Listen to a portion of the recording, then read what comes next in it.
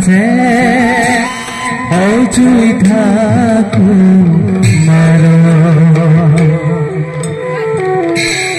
আনন্দিত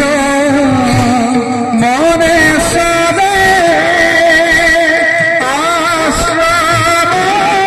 ভিতর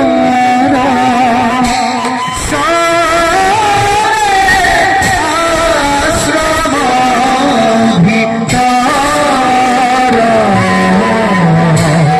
আনন্দিত মনে সরে আশ্রম ভিতর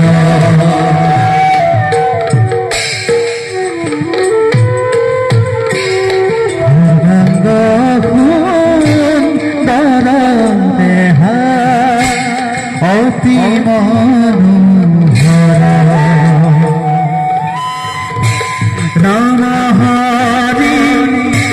রাম হরি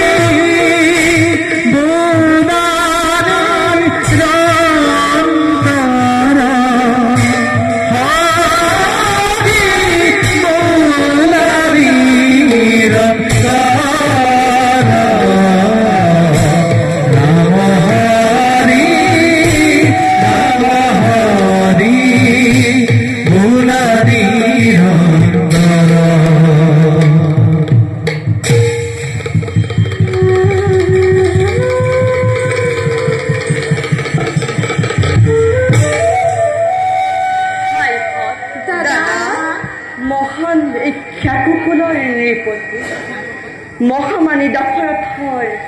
পুত্ৰ আমি সেই সেতু ৰক্ষা কৰিবৰ বাবে কুলৰ গৌৰৱ পিতাৰ আদেশ আহি পালো আমি শিক্ষা লভিবৰ বাবে কুলগুৰু বশিষ্ঠদেৱৰ আশ্ৰম সৰ্ব বিদ্যা লাভ কৰি গুৰু শাসন ৰাখিব লাগিব আমি সূৰ্য বংশৰ নাম নে কি কোৱা ভাইখন হয় দাদা কুলগুৰু বশিষ্ঠদেৱৰ কাষত থাকিবলৈ পাই মই যে পৰম আনন্দিত কাৰণ পিতাই কৈছিল মহাজ্ঞানী ঋষিবোৰ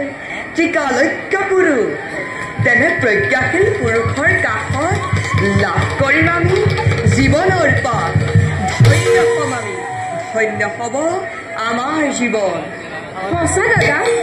শিক্ষা যদি নল'ব উপযুক্ত সময়ত গুৰুৰ কাষত তেন্তে দাদা অপূৰ্ণ হ'ব আমাৰ জনম তদুপৰি দাদা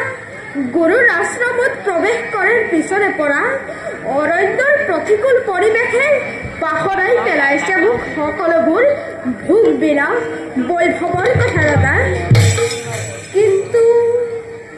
ভাই শত্ৰুঘ্ন দাদা তুমি যে নিমাতো থাকি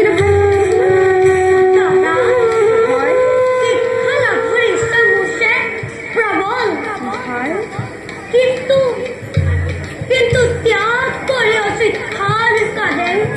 কিয় জানো দাদা ঘনে ঘনে পঢ়িছে মানুহ পিতৃ মাতৃৰ বাবে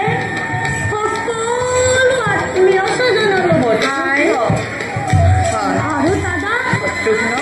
অৰণ্যৰ এই পৰিৱেশত শিক্ষা লাভৰ ইচ্ছা মোৰ দাদা এয়া তোমাৰ শান্ত ধাৰণা চাইকৃষ্ণ শুনা মোৰ চেনেহৰ ভাই দাদা কাৰেঙৰ বিলাসৰ মাজত প্ৰকৃত শিক্ষা তুমি নোৱাৰিবা পৰিৱৰ্তন দাদা বল এবাৰ যাওঁ আমি সন্ধ্যা পূজাৰ কৰোগৈ আহিব দাদা